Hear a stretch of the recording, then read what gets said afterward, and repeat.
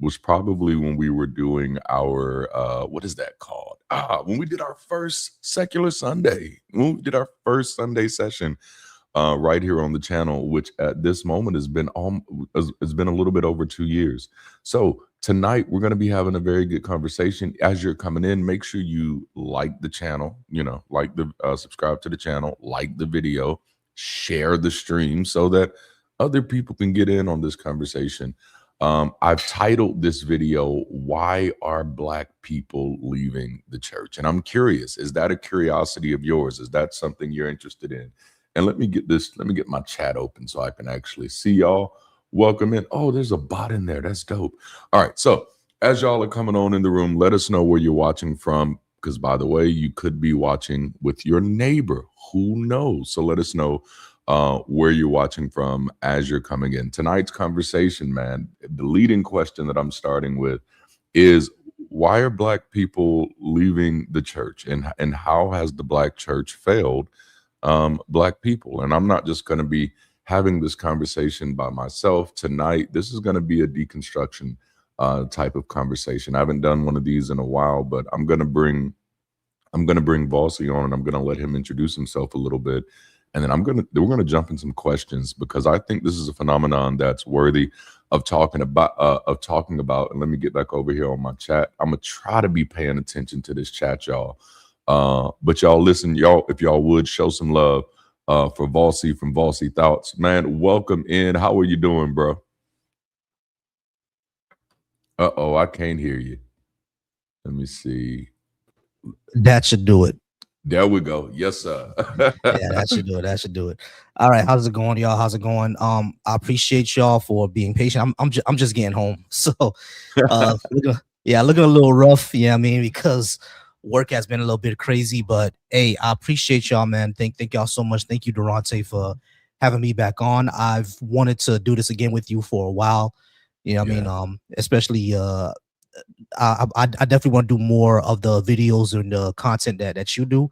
I mean, debating is fun, but all that is fun, but I do want to put out some information, put out some good perspectives out there, and also just like what we're gonna be talking about today, building community, because that's one of the main reasons why I've started making content to build that community, and especially for people who are us, non-religious people of our ethnicity, of our group. We want to build that up for each other, because there's not a lot of spaces for it.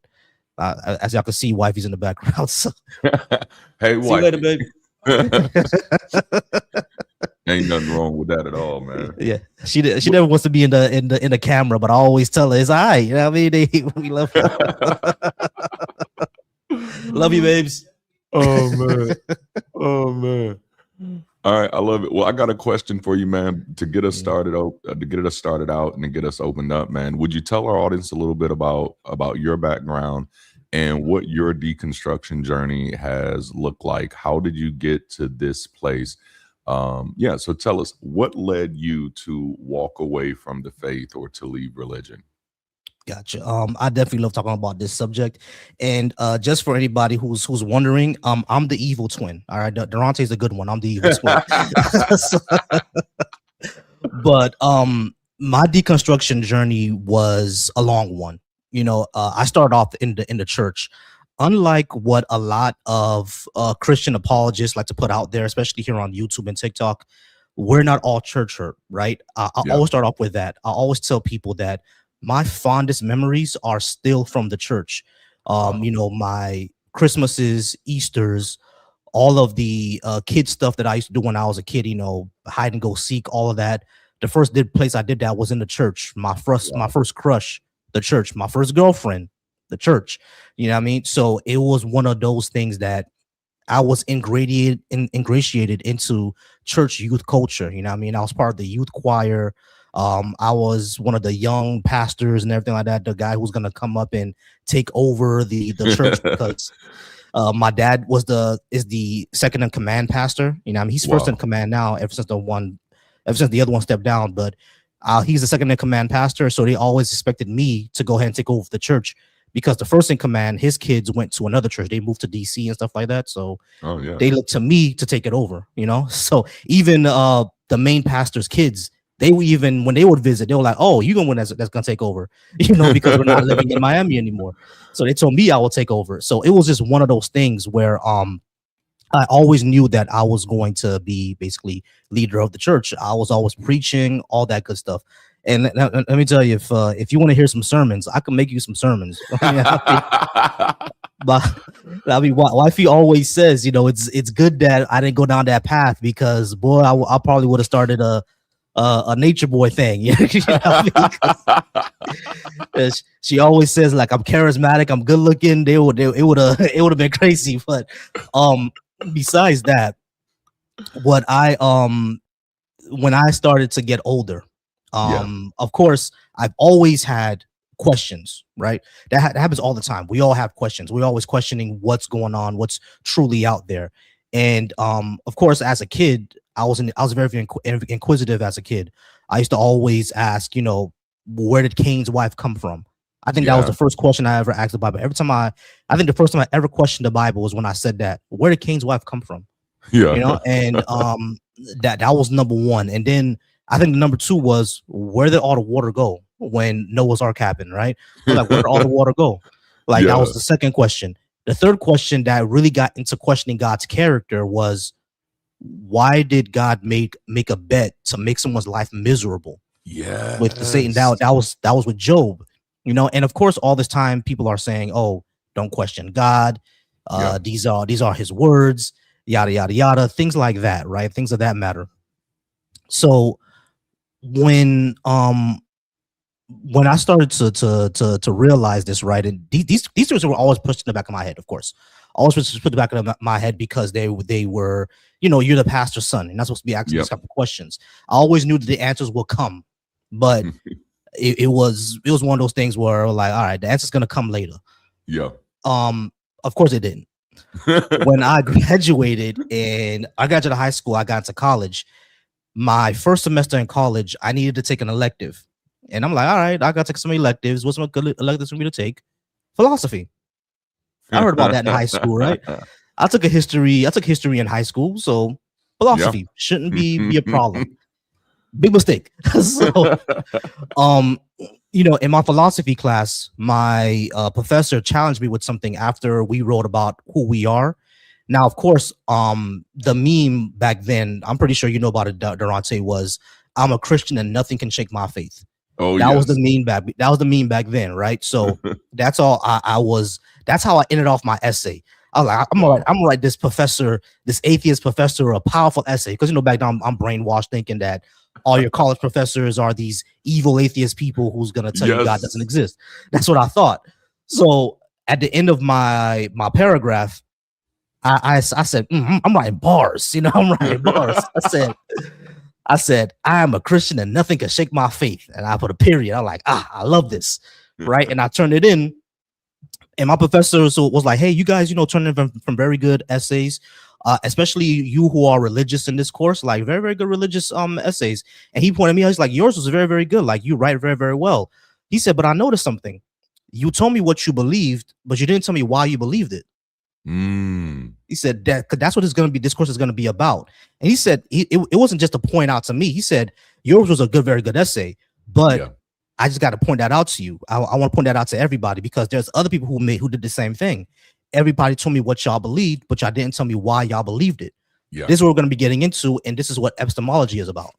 So okay, that was interesting. And the thing is, what took me aback is I wasn't offended by what he said, right? It was I've never been asked that question. Why do I believe what I believe?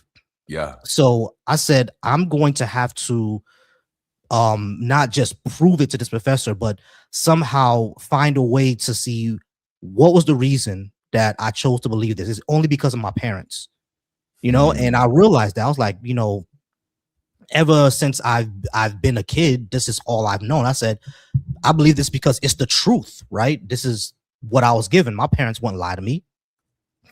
So I was just assuming that it was true. So I was one of those people. I said, you know what? I have to go out and go ahead and prove this true. That's when I got into That's when I learned about apologetics at the first. Now, Yeah. the first apologetics that I ran into was Kirk Cameron, right? That's the Oh first apologetic. yes. Yeah, Kirk Cameron and what was the other? Ray Comfort. That's the other Ray guy. Comfort. Yes. I ran into Kirk Cameron and Ray Comfort, and of course they're going around saying, going on to Christians. I mean, not going on to Christians, but going on to people saying, "Oh, you know, you're a liar and a cheater and adulterer at heart," and stuff like that. But something about this didn't make sense to me. Mm-hmm. I was looking at these apologetics. I'm like, this is really not convincing. You know what I mean? Because I said, I'm going to put myself in the other side of the aisle. Let's say I'd never believed. If someone came up to me and said this, would it convince me? I'm like, I don't know, man. It's not to seem convincing. So I started looking at other people, you know, and I think that's when I found William Lane Craig. That's when I found people like Kent Hovind, stuff like that. And around this time is when YouTube first came out, right? This is around 2007, 2008. Yeah, I'm old, y'all. Y'all see the grays, right? So I'll see them. So around 2008, I was on YouTube. I was one of those people who were the first YouTubers, the first commenters on YouTube to be debating everybody. That was the early debate phases, you know, the YouTubes. That's where it was. So that's when I ran into the Amazing Atheist. I ran into Thunderfoot. I ran into Aaron Raw. Those were the first skeptic community, you know, and I started watching 15 Foundational Falsehoods of Creationism. I started watching Why Do People Laugh at Creationists? Yeah. So I go ahead and I went ahead and started like researching a lot of stuff, right? Because evolution was something that was always in the back of my head. I was like, okay, if evolution happened, then God made it happen. I mean, I was one of those people. I was like, God made it happen. But then I started to realize that, you know, where did Adam and Eve come from then? Were they the first, you know, Homo erectus with souls, or what? Like, what? How did that work out? So I like to call this like dominoes. You know, I'm from the Caribbean, so we play dominoes a lot. You know, when you line up dominoes next to each other and you knock them down, right? They all fall. Yeah. So that's how it was. It was all dominoes. When I started to realize, okay, Adam and Eve can't be true because of evolution, right? So after Adam and Eve knocked down, then Noah's Ark got knocked down, then Tower of Babel got knocked down, then more and more problems I'm seeing in the Bible was getting knocked down, and all the questions that I had as a kid kept on flooding back. It all kept on flooding back. I'm like, man, what? It's a lot of the things that I've been taught are either untrue or a lot more complex than what I was led to believe. Yeah. You know, and I'm seeing that there are other religions out there. Christianity isn't the only one. They all have their own creation myths and everything like that. They all have their own creation stories. How do I know mine is true? Because that question was still there. You told me what you believed. Why do you believe it? Yeah. You know, so I started to really, really question, like, what is the truth here? What is happening? Because we can't all these religions can't be right. Yeah. But they all can be wrong, which is another thing that I heard on YouTube. You know what I mean? And it was really funny because around that time, that's when I heard the meme, YouTube is where religion goes to die. You know? That's the first time I heard that meme, but I was panicking around this time. You know what I mean? I was really panicking. I'm like, this is something that is the foundation of my being. Yeah. You know, and that's what's beat into you as Christians. I'm pretty sure you know as well. Absolutely. It's the foundation of everything you are. You cannot separate that from your identity. And then I had to unpack that. I'm like, I need to unpack this. Can I separate Christian from who I am? Can I separate Christian from, well, my name is Bethanokel, but can I separate that from who Bethanokel is? Yes, is that possible to do? And I had to learn that, yeah, it's possible. You can do that. You know, at the end of the journey, you know, long story short, at the end of the journey, I had to ask myself two very important questions. As a person who has always been on the academic side of things of all my friends, I was always like the academic. My nickname growing up was the brain. Yeah, I think so. They got it from Arthur, of course, because I wore glasses back then. Wow. If you ever watched the TV show Arthur, y'all know exactly what I'm talking about. But yeah, that was my nickname back then, the brain. So, because I was always helping out with computers and stuff like that. So I was always the more academic one. I'm thinking, can I believe something with no evidence that is true? Mm-hmm. That was a very important question I had to ask, because at the end of the day, can you do that? is it possible to do? And I told myself, nah, I really can't. I can't believe something with no evidence, because I don't do that for anything else. Anything else that anybody claimed that had no evidence, I never believed it. So why is this one the special one? And that led me to my second question I had to ask myself. Do I need this? Yes. You know? Yeah. And if I don't have this anymore, will I still have purpose? Will I still have drive? Will I still have morals? Will I still be the same person that my parents raised me to be? The question to that was yes. Yeah. And so that means the answer was of, do I need this? The answer is no. Nope. I don't.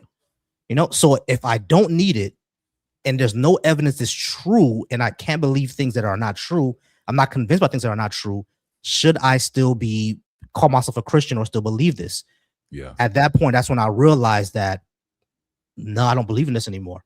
But that caused a panic in my head, because I'm like, nah, I gotta believe in a God. There's some sort of God that's out there, right? So maybe it's not the Christian God, but God is the foundation of all being. You know what I mean? He's like the universe. And I started to think more of myself, like, man, if God is not separate from the wind, planets, stars, or my cell phone, that's basically similar to no God at all. Right. So, yes. Like, I might as well just not believe it anymore. You know what I mean? But I was trying to hold on to it for a while. I even went down the whole manifesting corridor. I even went down going to be one of my questions. Yeah, I even went down that corridor, the manifesting thing, and that's when I realized, man, this is stupid. Yes, it's like I'm doing the same thing again. I'm doing it. I'm right back into it. Right back into it. I'm just making the universe my God instead of just appreciating the universe for what it is. You know, absolutely. But I think you hit on some really good things here.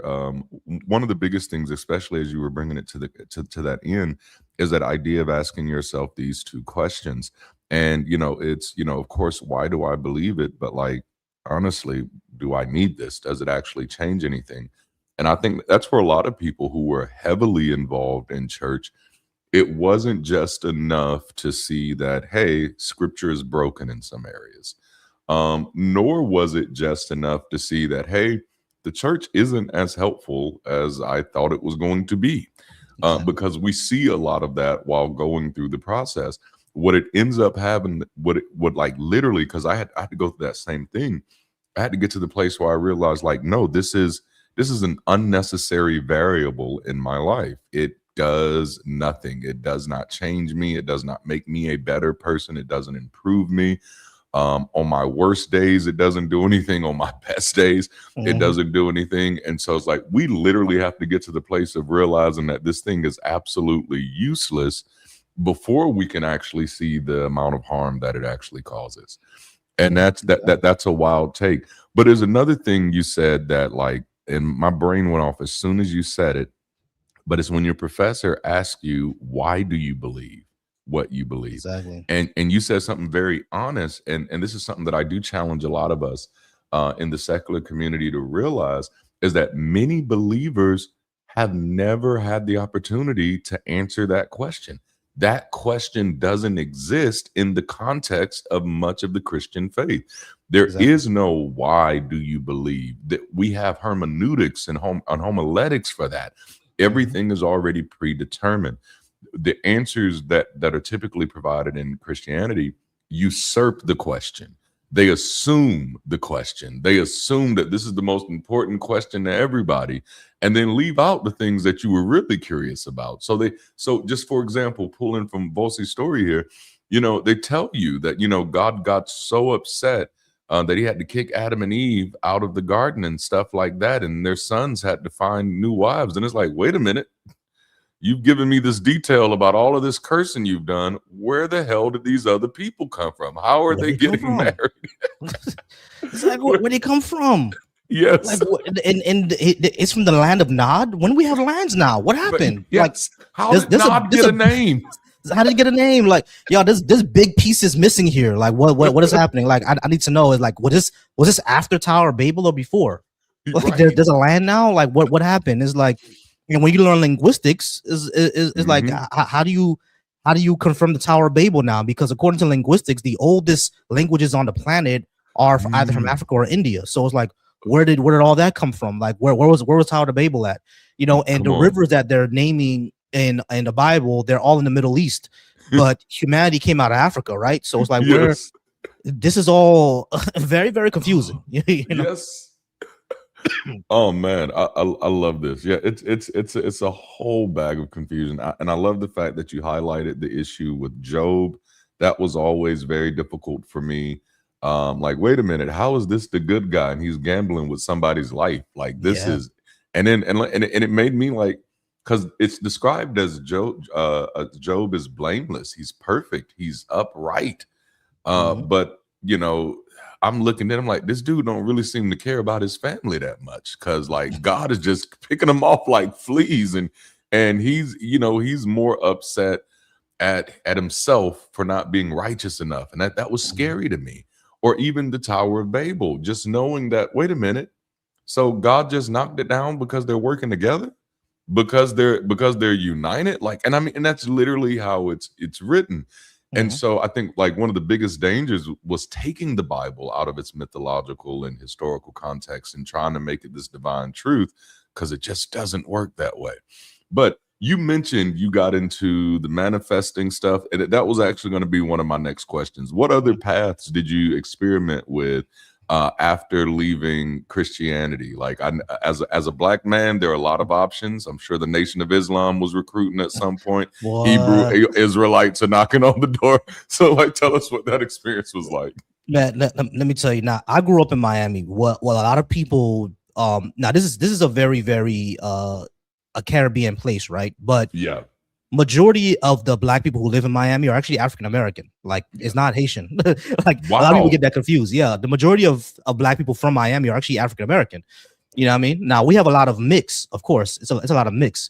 So because of that, just like how you said, Nation of Islam, is everywhere down here. Matter of fact, one of the temples, one of the first temples of Nation of Islam is here in Miami. Well, I'm not in Miami anymore, but in Miami, one of the first temples is there, Temple 29, I think.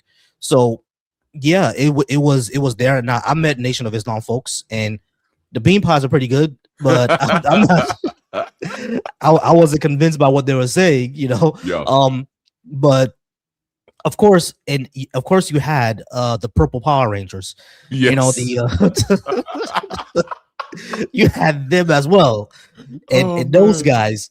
What's hilarious about them is that, you know, they say that the 12 tribes of Judah are, you know, the African American and the Jamaican and the Haitian and the Hispanics and everything like that. They're the 12 tribes, right? So of course, like, I grew up in a neighborhood called Little Haiti. Okay. So when I used to go, you know, get my haircut, when I did have hair, y'all, I had hair back then, trust me. But when I did have to go ahead and, you know, get my hair cut and everything like that, I used to go to Little Haiti. And in a church, right in front of a church, who do I see there? The Purple Power Rangers on their megaphones, just yelling at us to not go into the church, yelling at us to not go into the restaurant and get us some fried pork. You know what I mean? Because that's a dish over in Haiti, fried pork. So they just yelling and screaming and ranting and raving at us.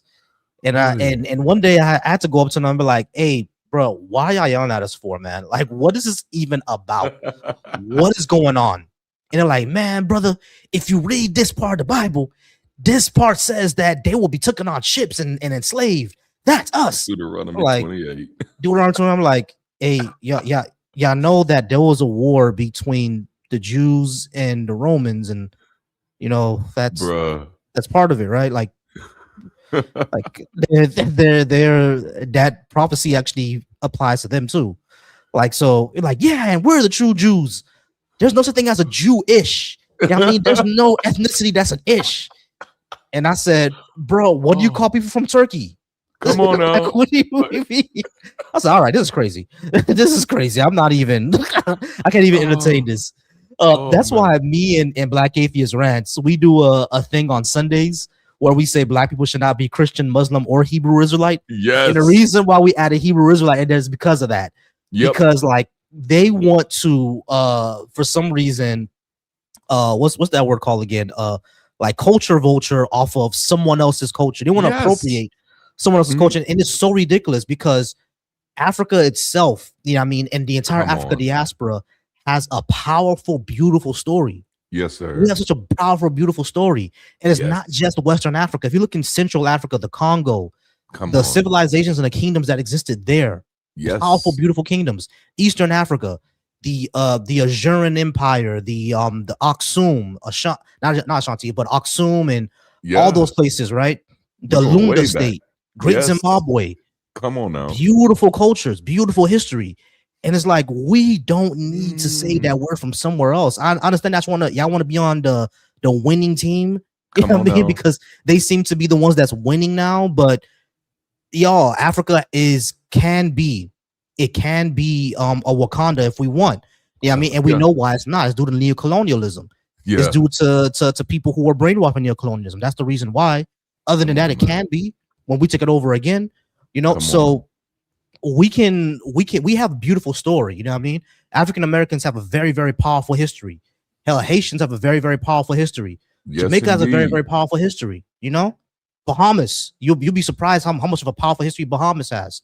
That's right. Trinidad and Tobago, Saint Lucia also had a slave rebellion after Haiti had one. Saint Lucia had one, and Jamaica had one. You know what I mean? Cuba had one. These are all powerful histories that we just don't talk about because we want to be from the Levant region Mm. of Hebrew people that had nothing to do with us, a foreign culture that has Come nothing to on do with now. us. We need Ooh. to, like, when it comes to them, right? It's one of those things where I'm like, they are so like they don't want to be the losers of history, Yeah. but everybody goes through an L in history. I mean, Come look at on. China. Yeah. The reason why Yes. China is the way that is right now is because they literally say that the 18th and 19th century were the century of humiliation. They literally say Wow. that. They said this was Yeah. the century of humiliation. Yeah. You know what I mean? So it's like right now, I think maybe when we're gone, maybe in 200 years from now, we're gonna call this the African Dark Times. It Come really on is. now. We're living through the African Dark Time. This is what it is. But in Man. 200 years, we may not see it, but our great grandkids will see it. Yeah. I wish we could be alive to see it, but I'm telling y'all, our great grandkids are gonna enjoy the fruits of what African can be. They really are. Yeah. We're just living through the dark times. Come on, man. It is what it is. Now, maybe we can, clone ourselves one day, but if that's possible, bring me back. I want to enjoy it. Bring me back. Bring Yes. me back. Oh man. Well, I like this line of thinking because number one, that was definitely a problem that I saw myself, just with a lot of different avenues that begin to open up for Black people based off identity, where it almost felt like the only way we could be validated is if we were tied to the people in the book. And so the idea became, well, we just got to be the people in the book. And that really, even in my last few years as a pastor, didn't really sit well with me. Because why would we be outsourcing our ancestry? Why would we outsource our history when we can just do the real work and get our history? Exactly. And in this house, January 1st is always celebrated because of 1804. In this house, January 1st is always celebrated because of 1804. Like that's how powerful that history is there.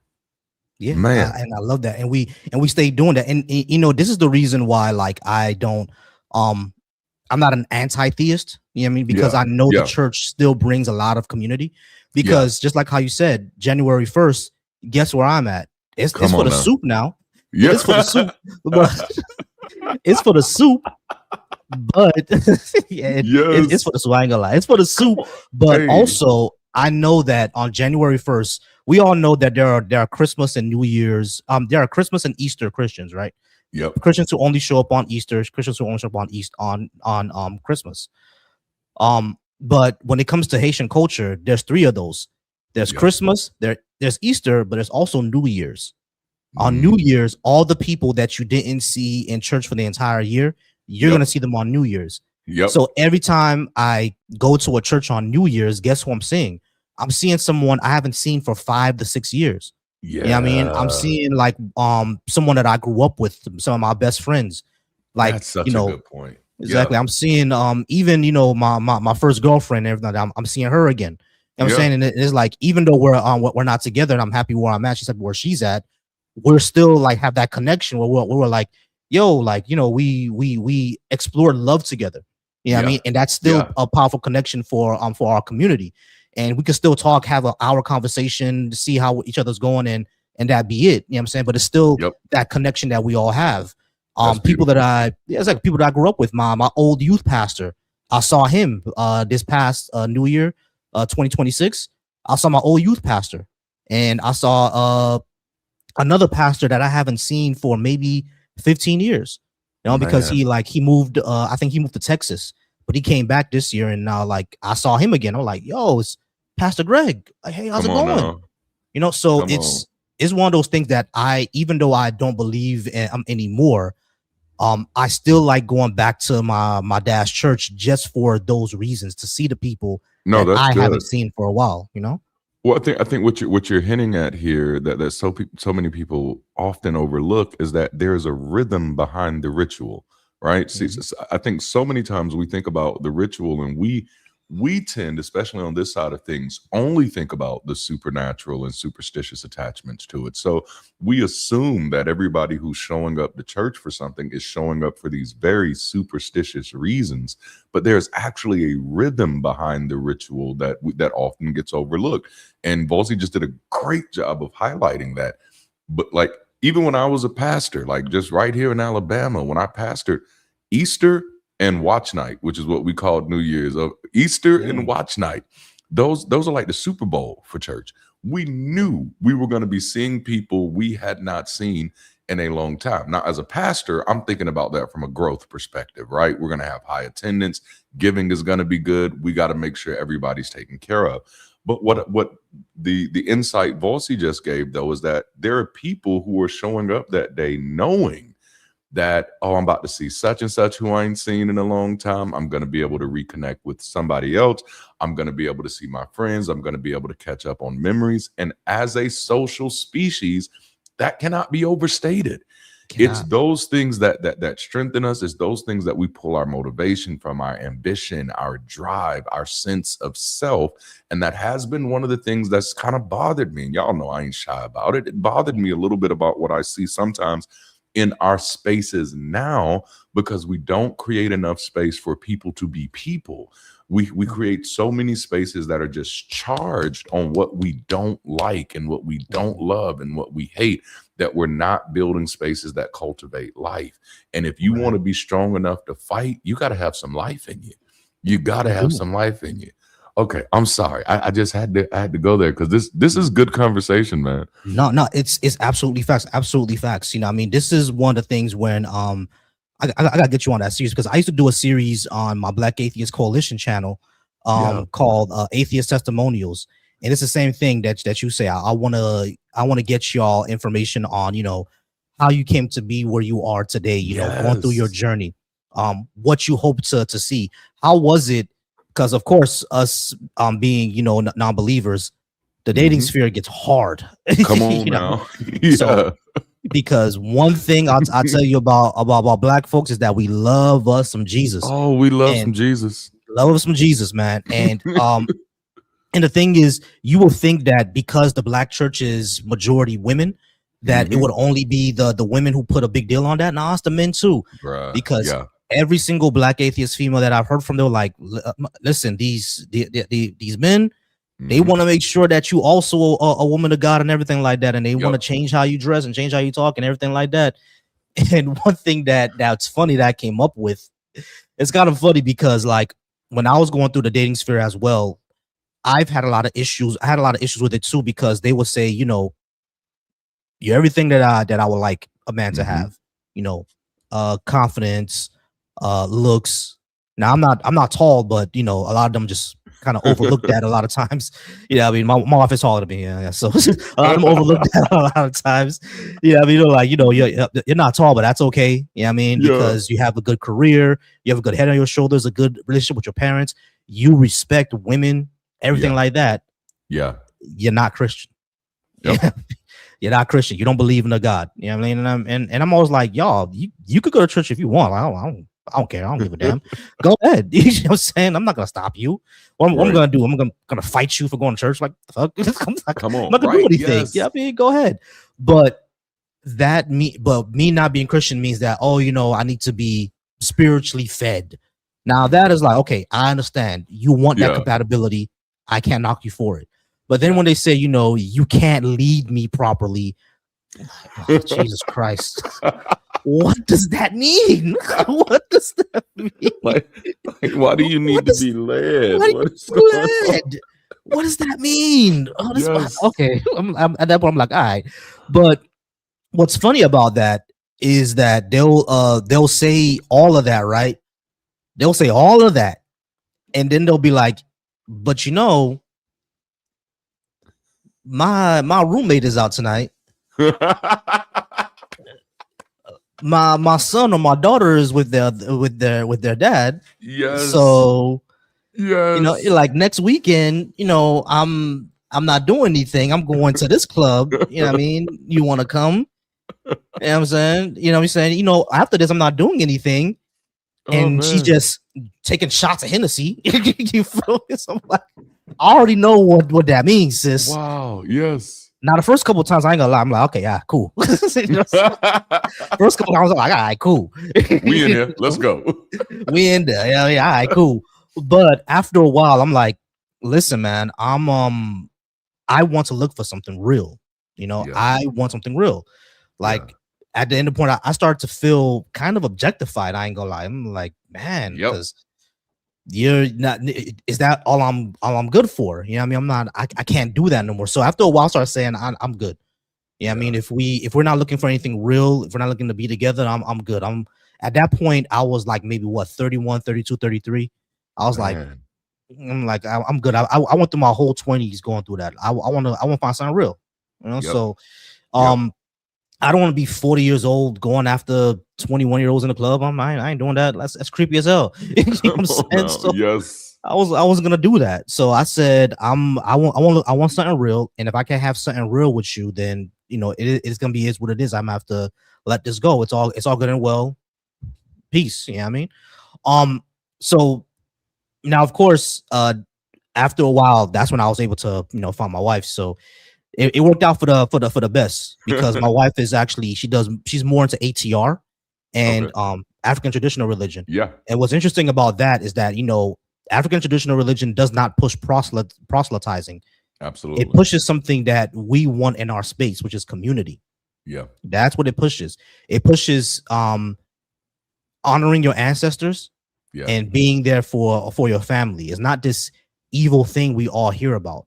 And you know, me being Haitian, I always hear about, you know, Haitian voodoo. I grew up with it, hearing about it being this evil, gross, disgusting, horrible thing until I actually was able to learn about where it came from and what Haitian voodoo practitioners actually practice.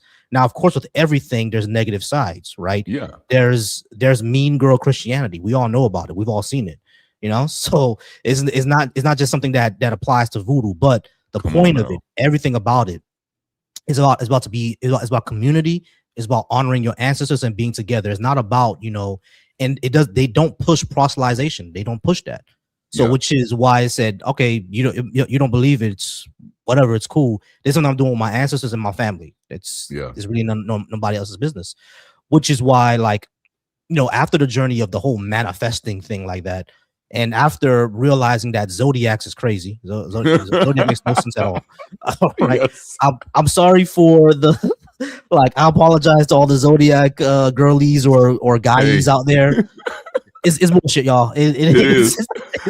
It's complete BS. You're not a star seed. You weren't planted here by something like. Exactly. Yeah. Like, y'all, the reason you busted the window out of Buddy car is not because Mercury was in retrograde. All right. You have emotional issues that you need to work out. That's what it's about. Like, bro, that's what it is. You got emotional issues. That's what's going on.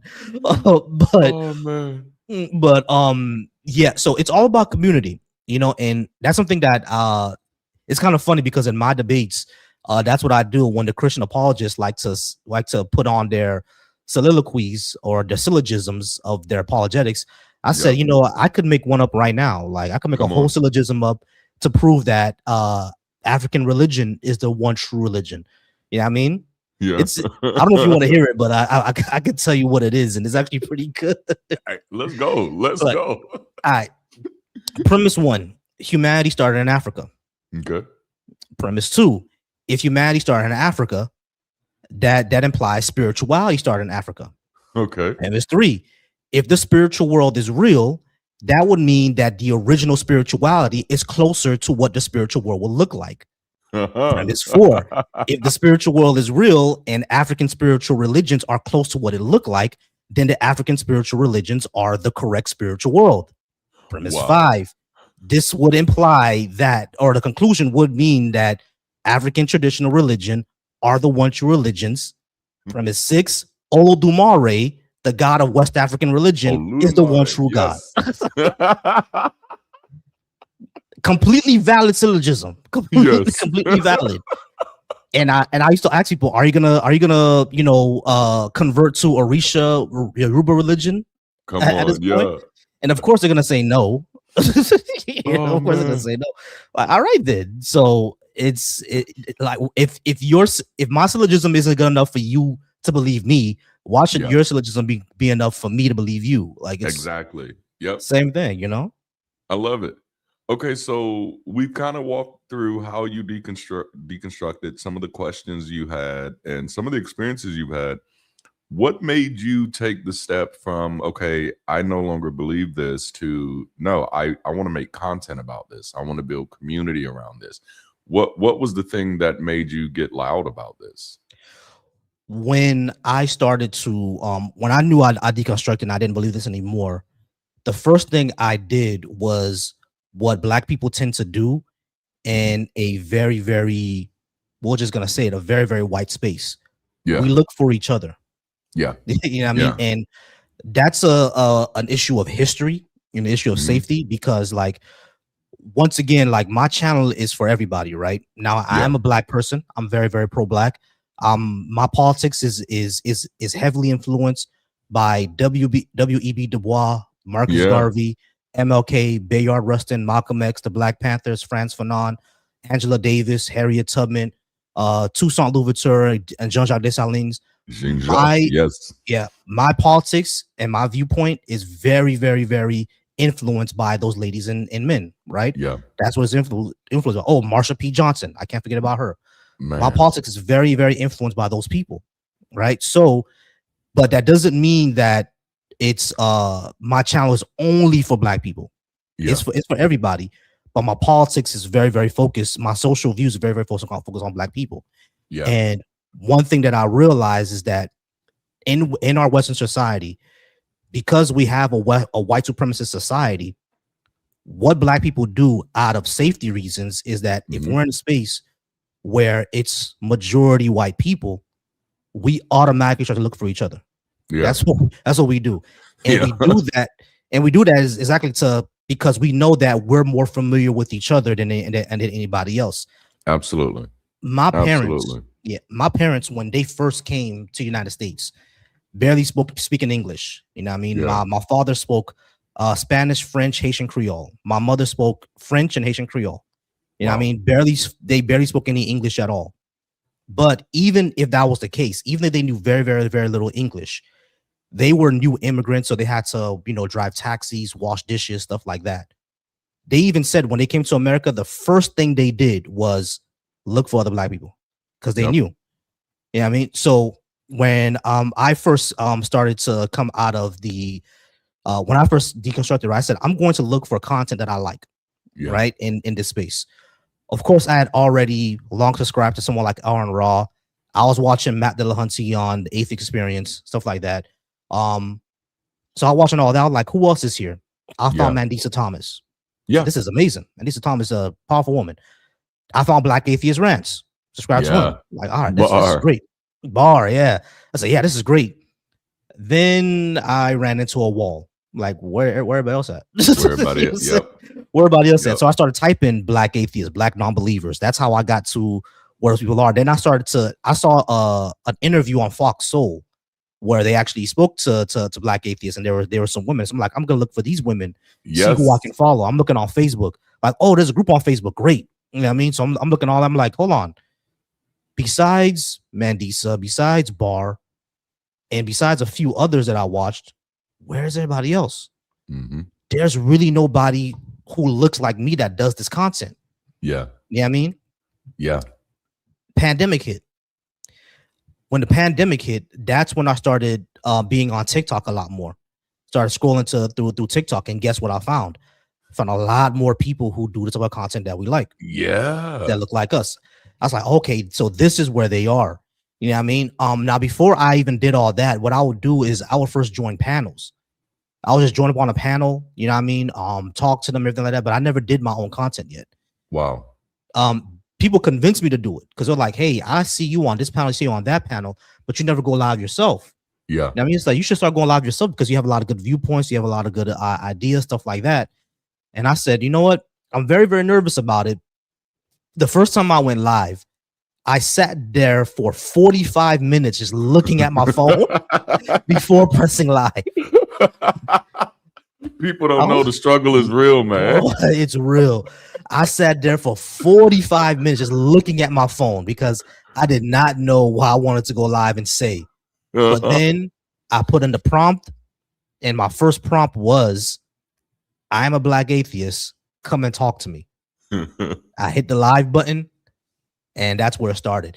It started because I saw nobody like me out there, except for those two and a few others.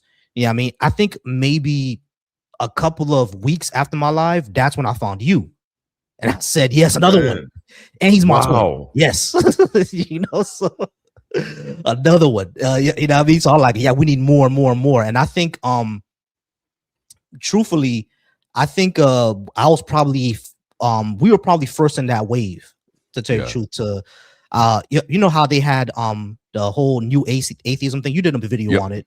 Yeah, they had the whole new atheism thing. What I think this movement is going to be called, of people who look like us, is going to be called the cookout of atheists. I've always said that. We're going to be called the cookout of atheism. You know what I mean? Because I'm loving it. Yeah. As soon as we start writing, books, going on, the tours that they went, and having entire websites of it, we're going to be the cookout. I'm telling you. And it's going to be, but what I want from it though, is for us to, because you said something very, very powerful in your video. How do we create community that isn't simply based on debate and content? Yes. Yeah, I mean, because content is not community. That's right. Content is not community. We all making content. We're all homies. I mean, that's all good and well, but it's not really community. Yeah, I mean, we have to do something more than just conferences and content. Like, are we here as a space, just like how you said, for people to just be human? And that's something that I ask about in my atheist testimonial series of, we can walk and chew gum, right? Do you think we should be out there being activists, or should we be building a community? Now, of course, everybody tells me, hey, we should do both. You know what I mean? But there are people out there who tells me, I'm not a content creator. I'm not going to be creating books. I'm not going to be going to these conferences, doing speaking events. If I go to these conferences, it's going to be because I want to be around people who are like-minded. I want people who look like me. That's the only reason I'm going to go to these events. Yeah, I mean, that's the only reason. And that's when I realized, us as black non-believers or black secular spaces, we want a space that has community. You know what I mean? Because that's what black people look for. We look for community. We for better or worse, the atheist space is very, very white. It just is. It is. It's pretty vanilla, man. It's pretty vanilla. Now, at the end of the day, America is mostly white. You know what I mean?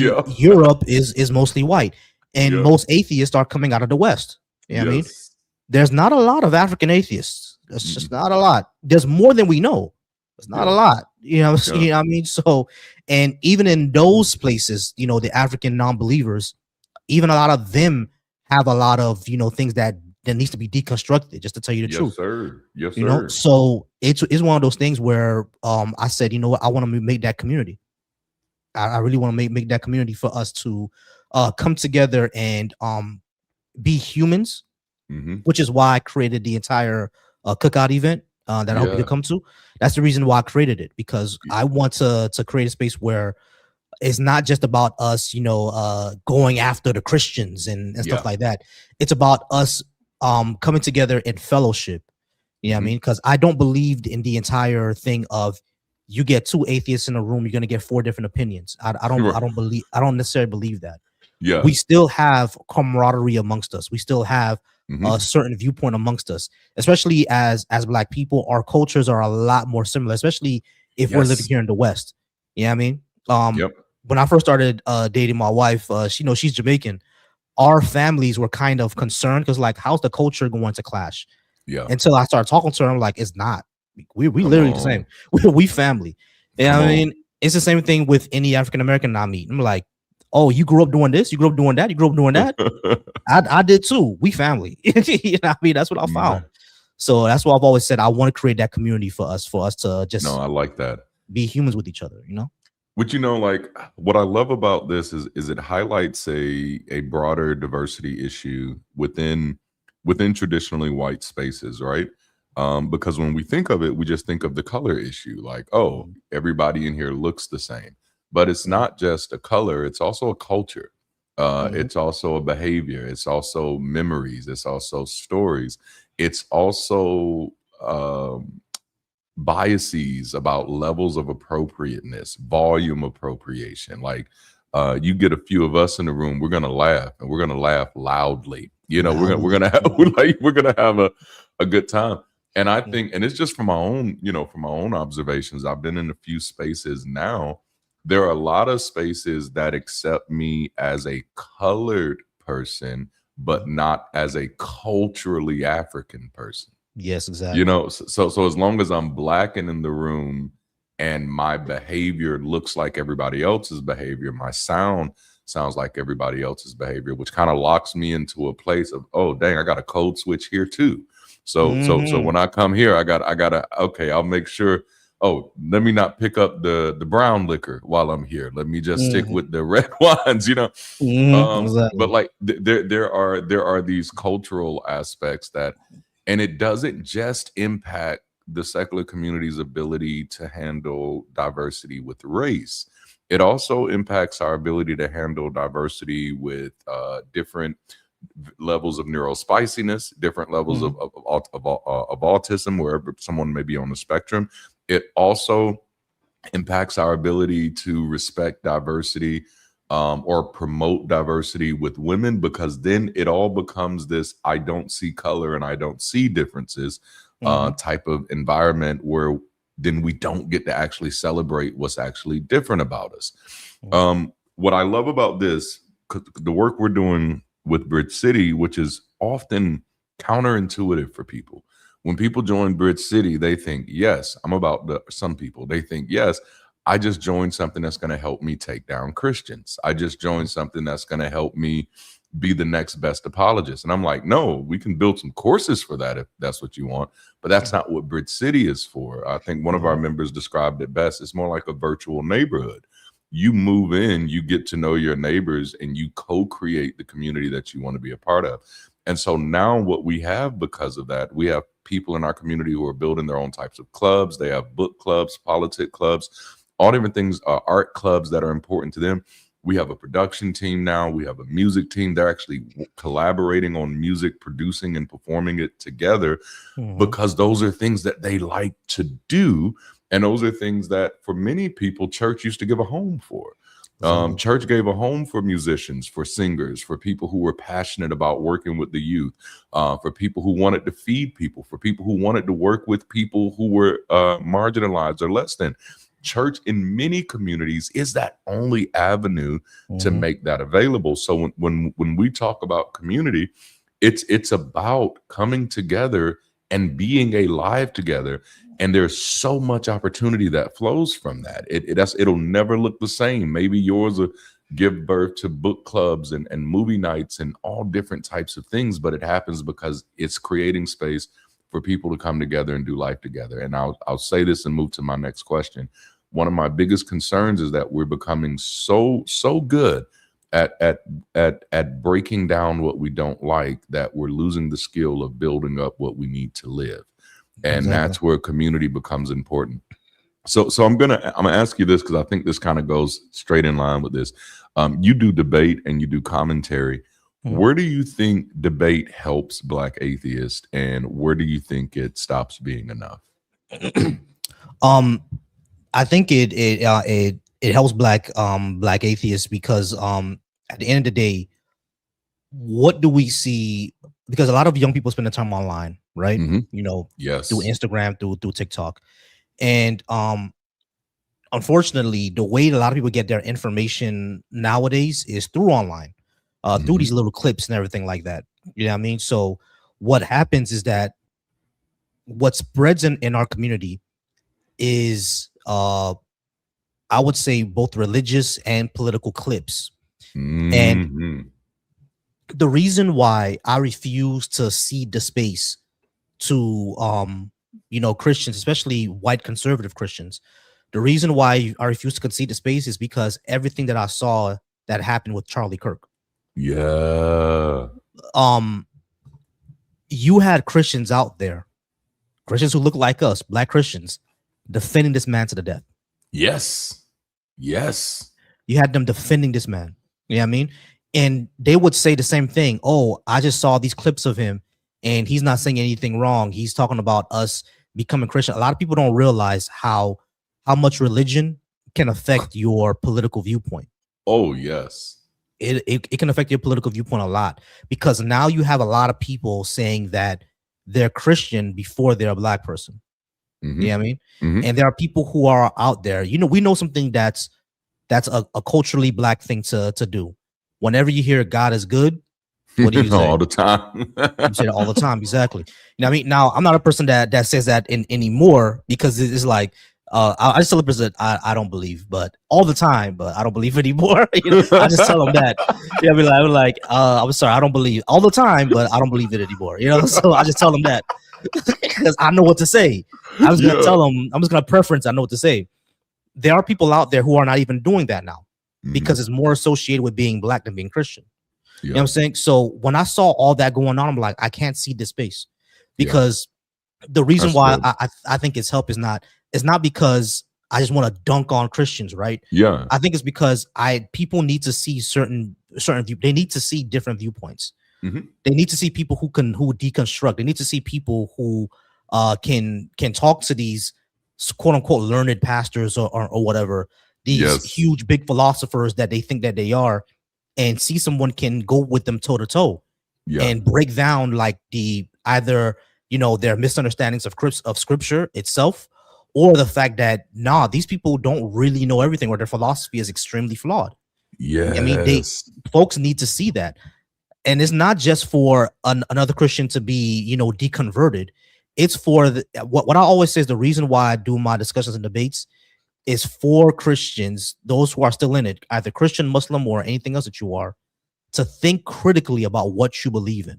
Yeah. If it's something that gives you comfort, it's something that you want to keep as part of your identity, I'm not going to take it away from you, but I want you to think critically about what you're saying and what you believe. Because there are still folks out there, and I get it on my lives all the time. People who will call me wicked, people who will call me demons, people who will call me this, that, and the third, completely dehumanizing stuff. You know what I mean? And every single time, like, I will talk to the Christian, I'll be like, listen, this is what Christianity is doing to you, or this is what Islam is doing to you. You're literally coming up here to another human being and saying that I'm worse than Epstein. Yeah. Just because I don't believe the same way that you do. That's what it's causing. It's causing in my mind, a psychological sickness. Yeah. Where someone who doesn't believe the same way as you do is a danger to you. Yes. And that's a problem, because remember what I said from before, when black people are in a mostly white space, what do? We look for each other for safety. Yeah. But if you view me as more dangerous than the person who wants to take your voting rights away, come on now, just because he believes in the same Jesus that you do, we're putting ourselves in danger here, aren't we? You know what I mean? So that's usually most of the reason why I do what I do. Now, of course, it's kind of a hobby for me, right? I like to I like to debate. That's and it's not even just religion. I like to debate. I like to debate music, movies. Yeah, I mean, I watch battle rap, so I like to debate that. You know what I'm saying? So it's fun. If I mean, when the Kendrick Drake thing happened, that was a fun thing to debate about. You know, that was I love debating the Kendrick Drake thing. You know what I mean? But it's just something that I like to do. We can make it fun hobbies too. Yeah, I mean, like absolutely, things could be fun. I mean, we could. What's your favorite food? You know what I mean? Does pineapple go on pizza? These could be very, very fun to do. But I do know that religion and politics is very, very serious to people. So my goal is to put out there to the audience, any audience out there, think critically about what you believe. Find a good reason for why you believe what you believe it for. You know what I mean? And the people who believe opposite to you, stop viewing them as either lost sheep or demons or wicked. You know what I mean? Like, you're dehumanizing people at that point. Come on, you know, you're dehumanizing people. Like, you have to understand that. And I always tell people, I was like, think about what you're just saying here. Did Jesus come here to tell you that I'm polluted? Did he? Is that what he wants you to do? Is because he wants you to win souls, right? Is calling me wicked gonna win the soul? Come on now. It's not gonna do that, right? It's gonna piss me off. It's not gonna do that. So that's usually, I think that's how it helps. It's always been my dream, or my goal. Actually, it's my goal that one day the Shade Room is gonna share your clips. That's my goal. You know what I mean?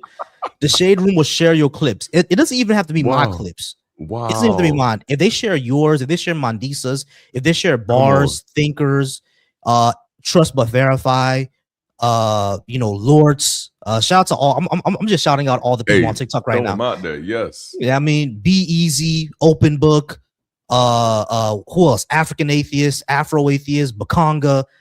Dude, Bakanga is amazing. I love Bakanga. He's amazing. But like those people, right? Be Easy as well. Skeptagal. I was watching Skeptagal the other day. She makes some video as well. Skeptagal is amazing. She's also a Nigerian atheist. I think she grew up in Atlanta.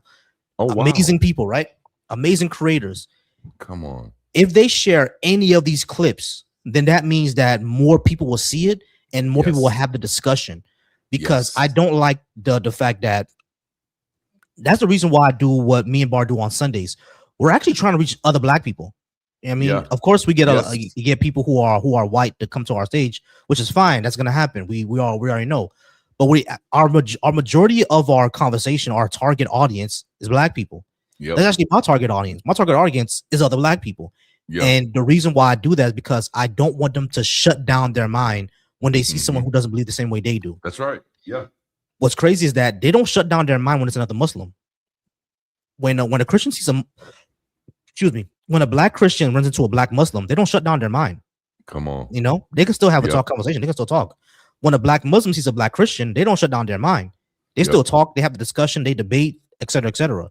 But when it comes to us as non-believers, complete shutdown is that in this house we worship the Lord and that's it. You know what I mean? They do not want to speak to you. They do not want to talk to you. And that's what I want to do. I want to talk to those people. That's one of the reasons that, like, I don't like to attach a lot of labels to myself, but atheist is one of the labels that I do wear proudly. And when people ask me why, it is literally because I'm Black and I know there are so few of us. And if I don't lean into that, then I don't want to say it makes it look like I'm hiding, but it makes it easier for me to hide. And the whole point of doing this work, which I think you've kind of used this language as well, is to normalize it, is to let people know that, especially Black folk, because, and listen, I know there are other minority cultures out there who may be experiencing, similar cultural affinities, but for Black folk, especially here in America, leaving your religion is like losing your identity. Like we have popular celebrities who speak negatively of atheism just for the hell of it. Like Steve Harvey does it at least once every 6 months for whatever reason. And I remember growing up and seeing there was a television show where a young lady brought a man home who was atheist, had a good job, treated her well. And her whole family convinced him if he don't love God, he can't love you. This is how much we've been indoctrinated with it. Like even with our people who are the most sinful, you know, quote unquote, they're still singing about Jesus, and they're still singing about God and how much their God loves them and how much they're so it is absolutely everywhere. So I do appreciate that we do have more Black people who are, you know, Black, atheist, and proud and visible, because we need that. It's to think that's what gives others permission. As long as we can be hidden, as long as we can be written off, and this is why I like what you were mentioning about doing with the Sunday shows, because it's not just that we need to be visible, and this might piss some people off, but I'm gonna say it because it needs to be said. We need to be visible and thriving. Okay, we need to be visible and doing well. We need to be visible and smiling and laughing. Otherwise, and I'm just going to tell you how they're going to write us. Otherwise, see, look, they done left God, their whole lives done falling apart. Look, they done left Jesus, and look how the devil is taking over their lives. No, they need to see Black people who have left the church, who are living their best fucking lives. I'm sorry I had to cuss. I had to say it like it is. It is what it is. They have to see us living, okay? And for those of you, for our allies, understand that this is real. Like if they don't see us living better than we were connected to the church, then the incentive value is off. They're going to look at us and have all of the reason in the world to say you're just bitter, you're just angry at God, you're just misery, and that misery loves company. And so that's why, like, I love the fact that we have people who are doing more work to actually normalize this and show a better picture. Can I add to that as well? Yes, please do. Yeah. Yes. I was gonna say, like, this is something that I know other cultures of people that we've heard before, right? Like other especially in the white space. Yeah, I don't know if y'all heard this before. Oh, your church hurt. You just don't believe, and you just angry at God, etc., etc. That is happening less with that demographic now, because they're actually seeing atheists who are white, who look just like them, but they're thriving, they're happy. It's out there, it's visible, they see it.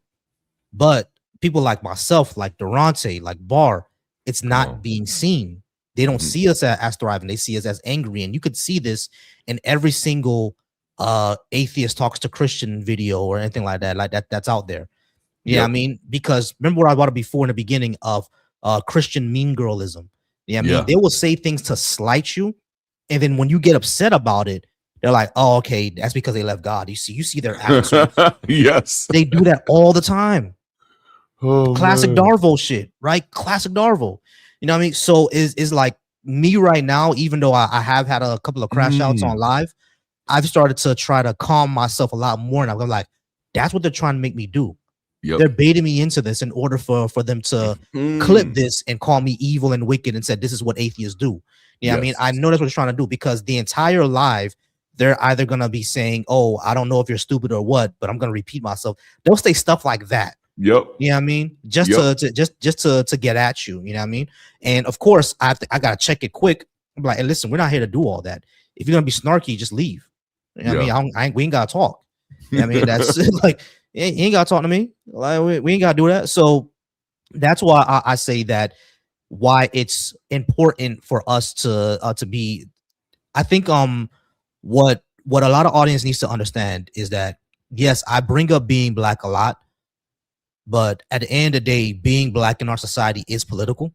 Yes, I mean, it's our existence in of itself is political. So we just have to approach this from that mind frame, and it's in everything that we do: music, sports, even something that's as apolitical as atheism.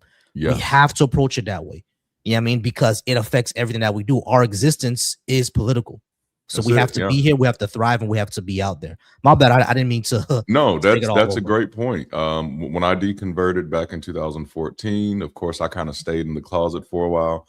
And 2024 is when I kind of made my big debut. And everyone's big question was, why didn't you connect with any of these legacy organizations?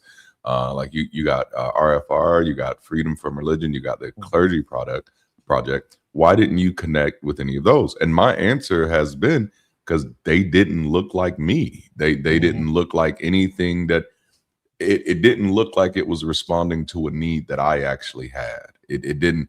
I think like for a Black pastor who started his church, a church planner, start your church, you're walking away from a 20-year career. I know some people need emotional help. I need economic strategy after that. Who am I after this? I just walked away from my whole career. Support group, that's nice. That's nice. For a lot of people need that. At that moment, I needed to figure out how the hell I was going to live and feed my family after that.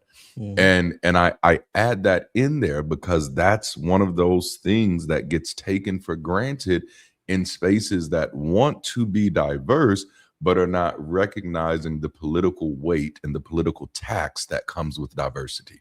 Because there is a tax that comes with it. And it's not just a Black tax. There's a Black tax. There's a gender tax. There's a neurospicy tax.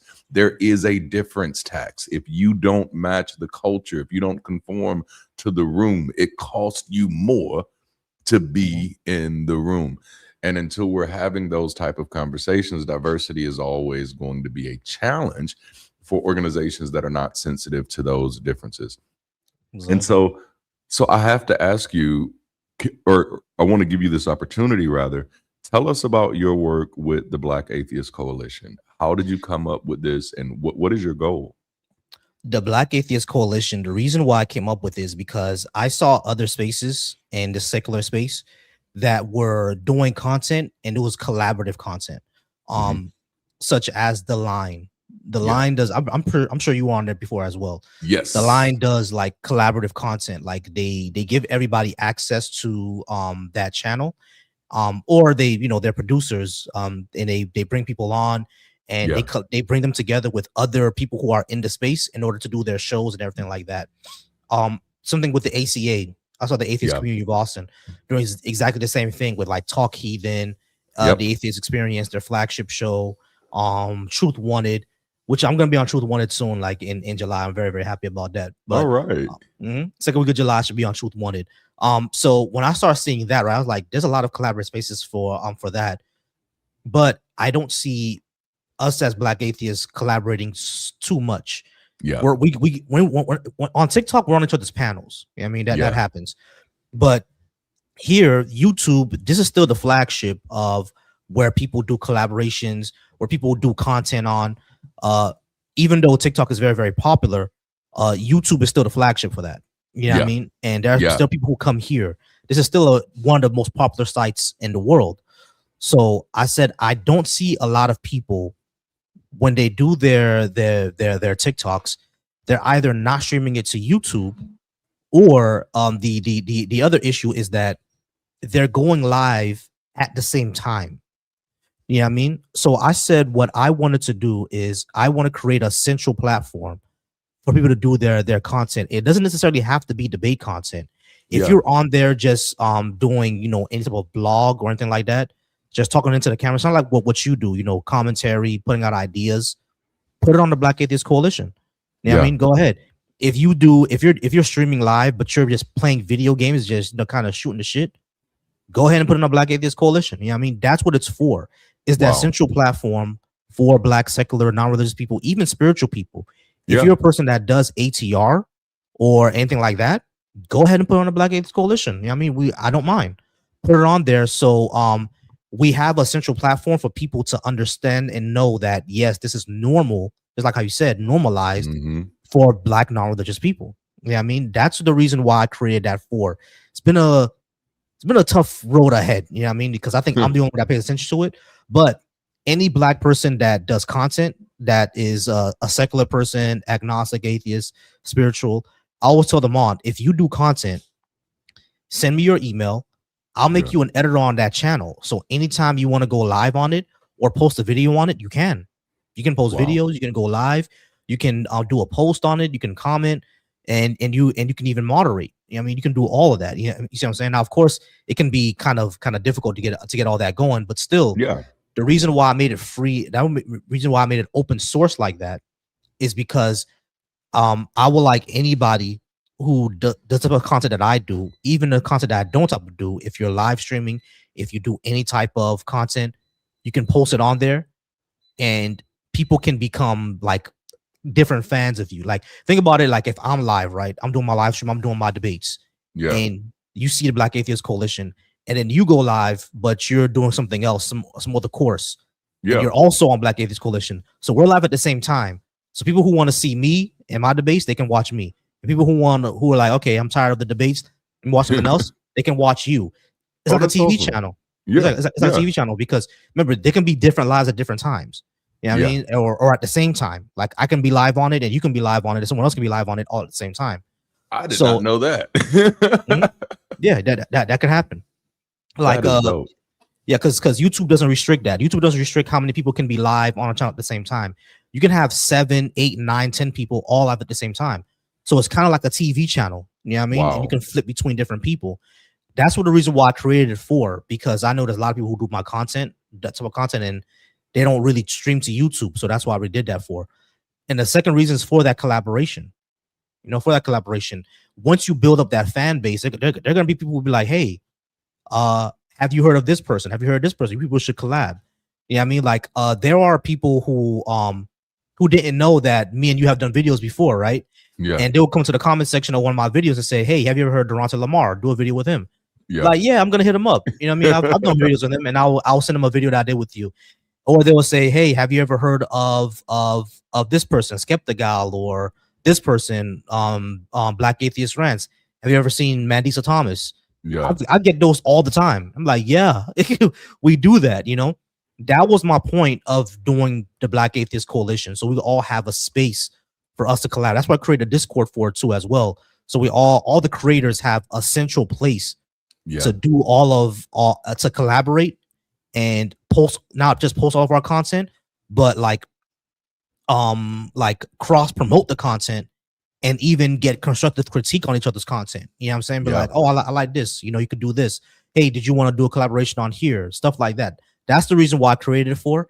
And that's where the offshoot of Bash came from. You know, the Black Atheist Skeptics Cookout.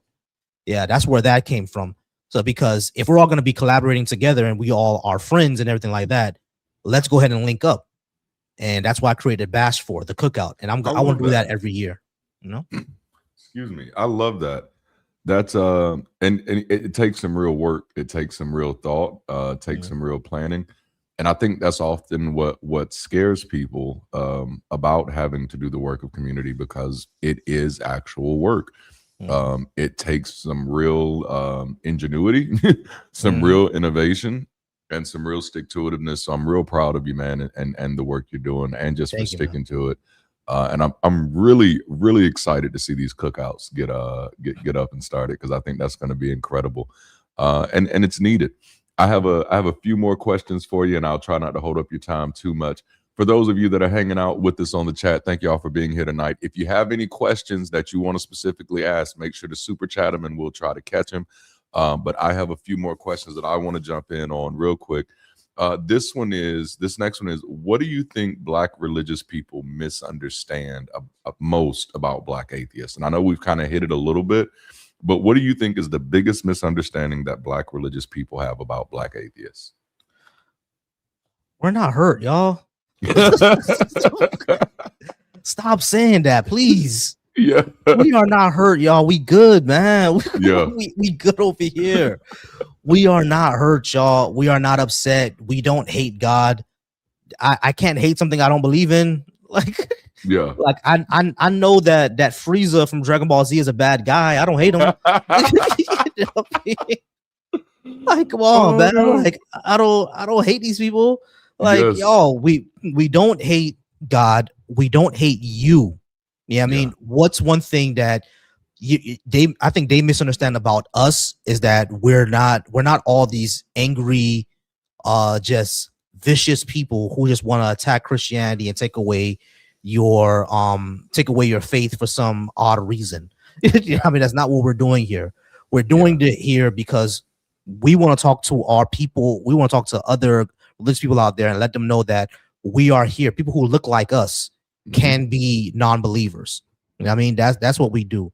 And Yeah, I want to say something else, but yeah, that's pretty much encapsulate us. Y'all have to understand that. Oh, this is what I was gonna say. Another thing I think they see that they make is that you are not your religion. Yeah. Your beliefs are different from you.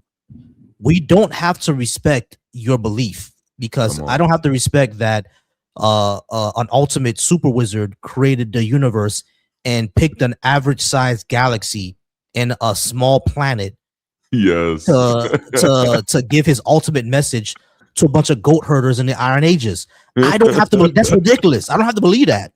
That sounds ridiculous. Yes. That sounds completely nonsense. You know what I mean? I don't have to believe that the ultimate creator of the universe, impregnated a 14-year-old with himself to sacrifice himself onto himself Come on now. to create a loophole for the rules that he created. Oh. Like, I don't, that's ridiculous. I do not have to believe that. But just because I mock the religion does not mean I'm mocking you. Yeah. I mean, you are a completely different person from the religion. I can respect you because you're a human being that deserves that respect. Until you show me that you don't deserve it, and the only humans I think that don't deserve human respect are people who, on the Epstein files. Those people don't. They don't deserve human respect, in my opinion. No, I mean that's just in my opinion. They don't deserve respect. But everybody else, yeah, until you show me you're the type of person, yeah, I'm going to respect you as a human being. Yeah. I mean, there are even people who the cross burning people, even them, I would say they still get human rights. I'm not gonna respect them anymore because of their beliefs, but they still should get human rights. I'm not gonna enslave them or think that they need to be put on the wall. I'm not gonna do that. You know what I mean? So you are different from your ideology. You're still a human being. Yeah, I mean, so me making fun of the Bible or the Quran does not mean I'm making fun of you. You're still the person that I respect. I'm still gonna give you love. You know what I'm saying? So that's I think that's what people need to realize when they come to my stage. I'm never rude with a Christian or a Muslim or any believer until they're rude with me. Until they start doing the I don't know if you're slow or stupid thing. And so they start doing that. That's when I'm gonna be rude to them. I mean, because you came up to my stage with some bullshit. So now I ain't got now the gloves is off. I ain't got to respect you now, bro. I'm matching that energy. That energy. Oh, I love it. What do you think non-Black spaces misunderstand most about Black atheists? Because I think we have some good allies out there who are like, no, I'd love to see more Black atheists get involved. What do you think those non-Black spaces misunderstand most about Black atheists? Exactly what you said before. There's a cultural difference, and just because there's a cultural difference, y'all, does not mean that we can't, get along or be together or find community together still. I mean, it's just that when you're in a diverse space, you're gonna have to understand the diversity, just like how you said. I watched a TikTok one time that says that the language of white supremacy is silence, because every time you go into a gentrified area, what is the first thing that they do? They call the police for what? It's too loud. Yep. That happens every single time. And there's a phenomenon right now called Silent Brooklyn. And Brooklyn is a very, very Black borough. Yeah. Very, very Caribbean borough. And listen, I'm from Haiti, wife's from Jamaica. We have friends and family from Guyana, from Trinidad, from Cuba. We are very loud. We are very loud people. Have you ever seen videos of the Parkway on Labor Day? We are extremely loud people. You know what I mean?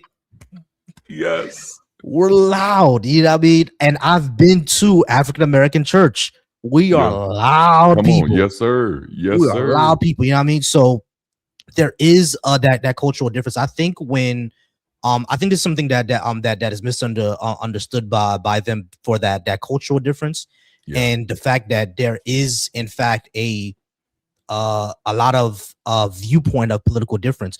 We do view the world through our Black lenses. Yes, I mean we're not colorblind.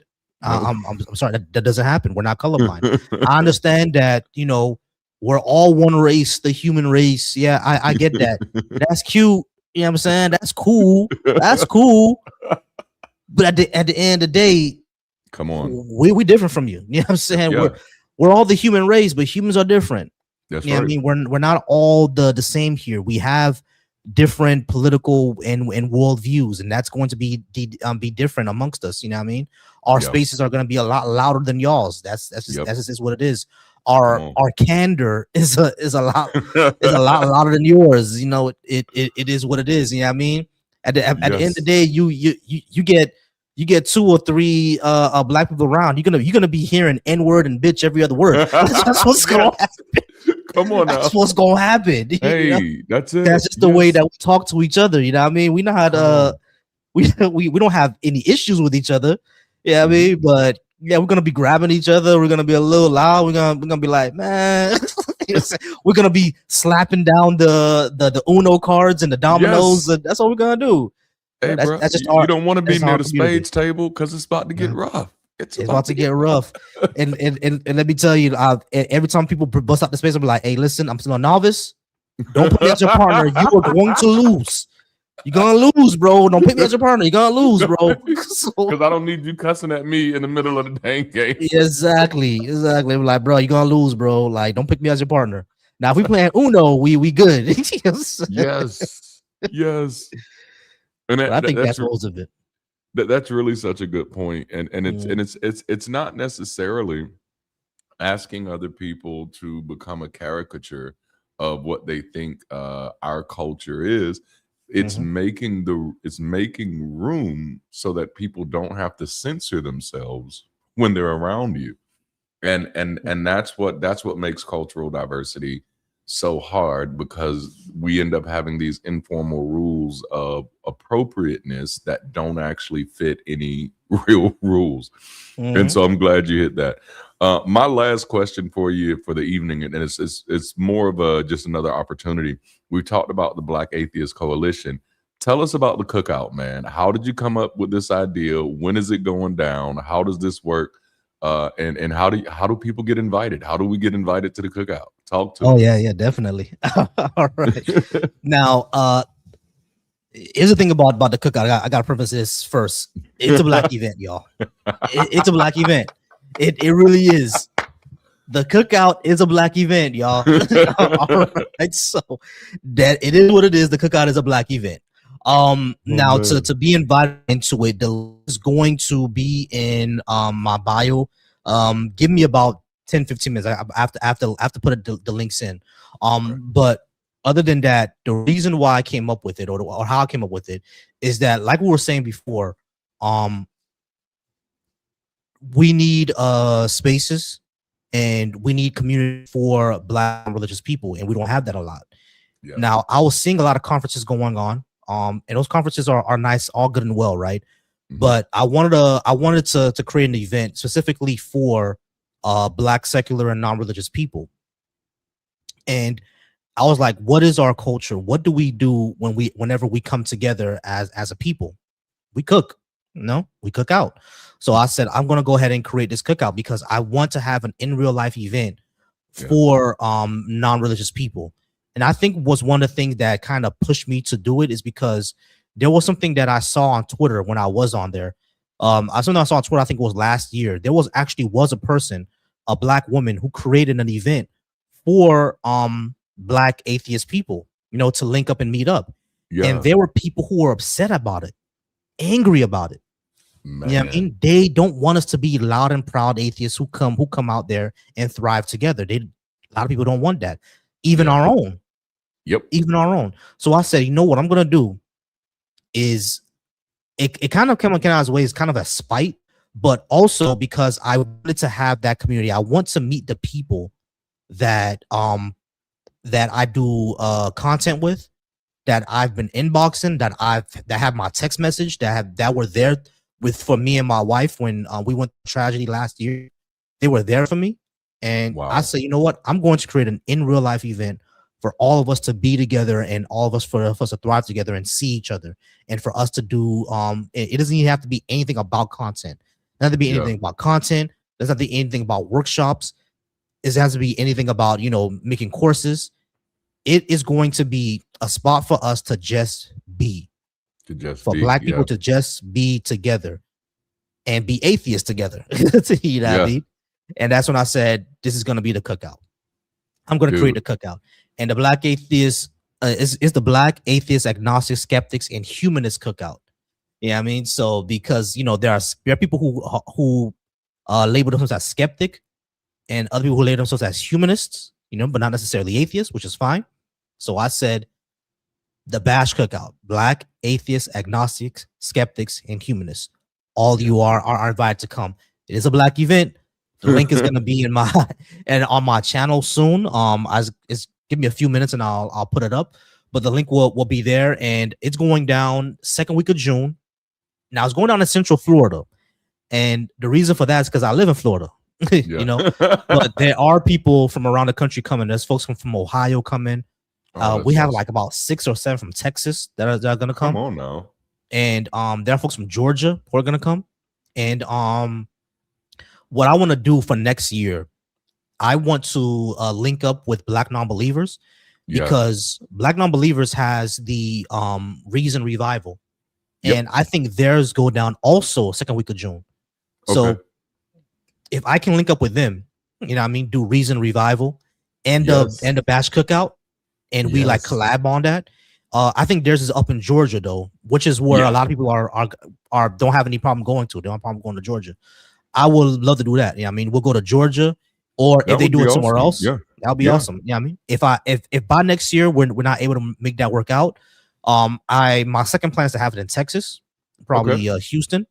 In the year after that, we'll see if we can go like to Memphis or St. Louis, somewhere like that, because I want to put it in places where people are able to go to. You know what I mean?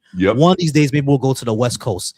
And Darante, who knows? You know what I mean? Maybe if me and you could get as big as Alex O'Connor, we can do tours. You know what I mean? We can do tours. Because another thing with all this, man, I've always said, and this is something that even though I want to create our communities and everything like that, and I want to push in real life events. I want to push normalization of Black atheists. Yeah. The other vain part of me, I want us to blow, bro. You should have had 1 million subscribers by now, Darante. You should have had it. You should have had 1 million by now.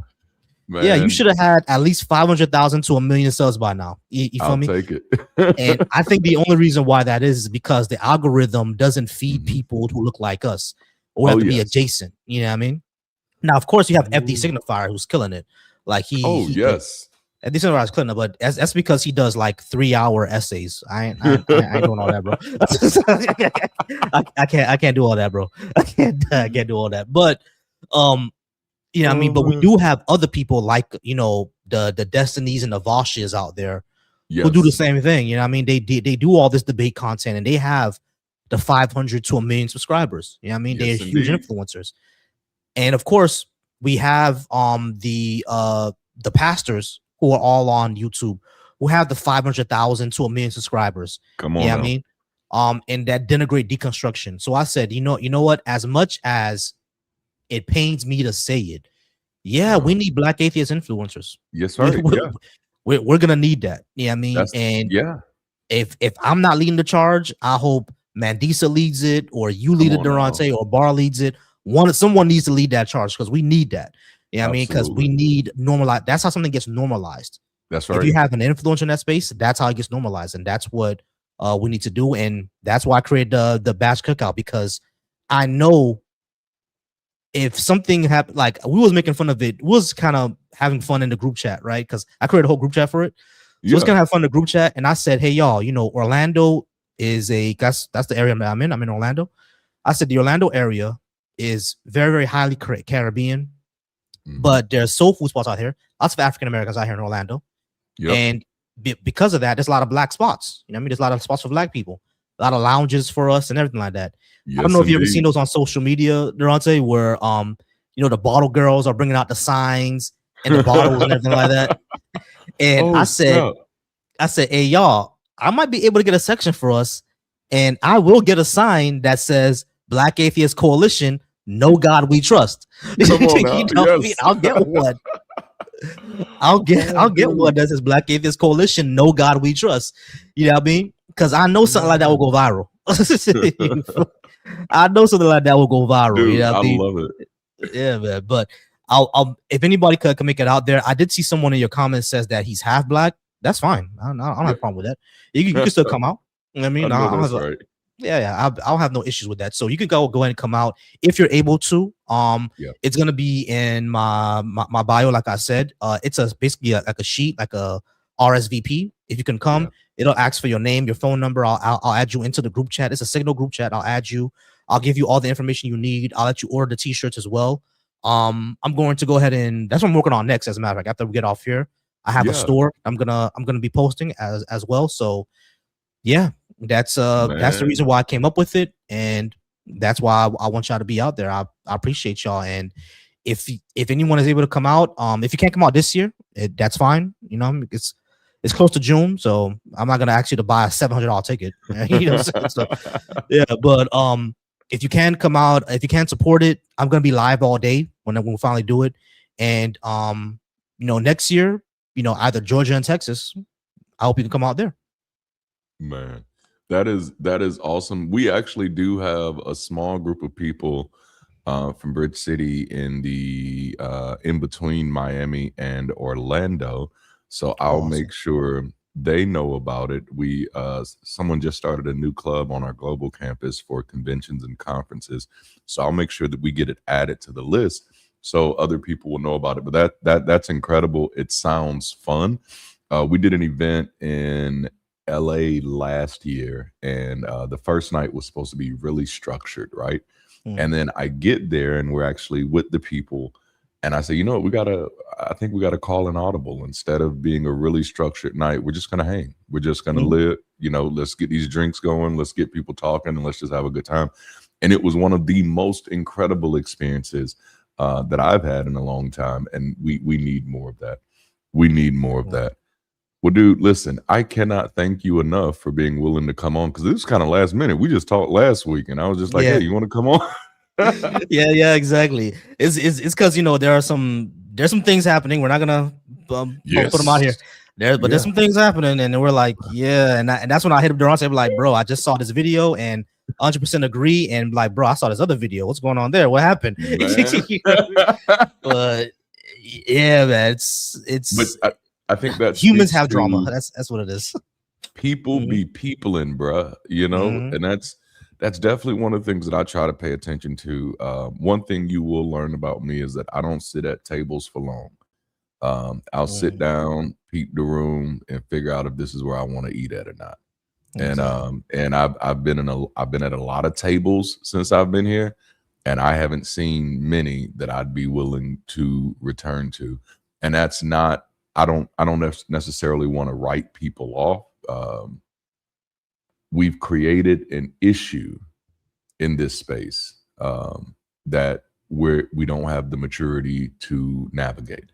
And that's one of the biggest problems. We've created parasocial relationships where people see us creating content and think that means we're good people.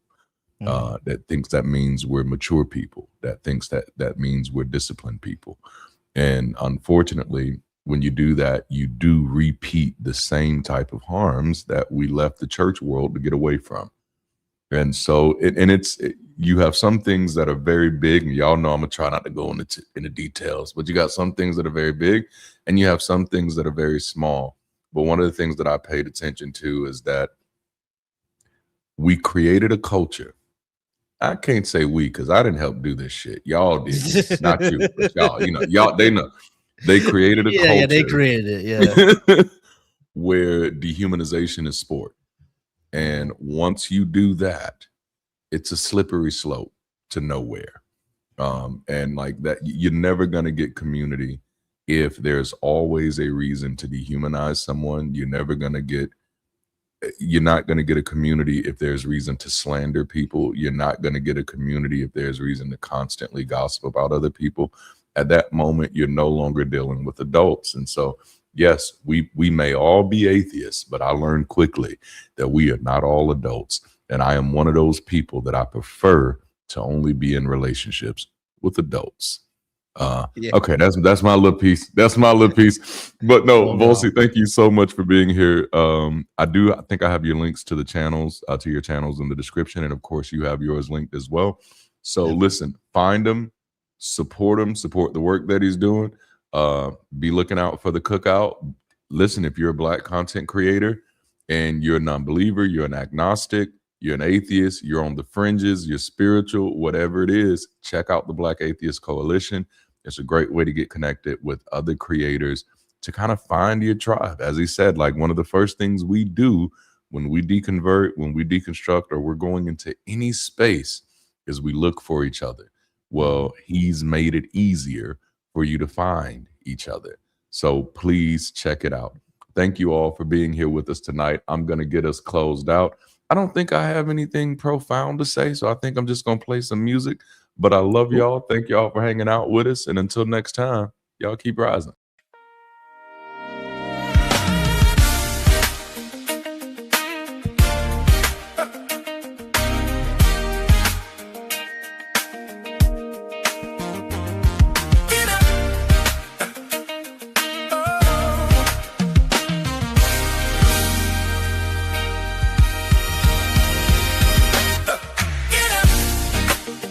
Don't sit around, please don't settle now.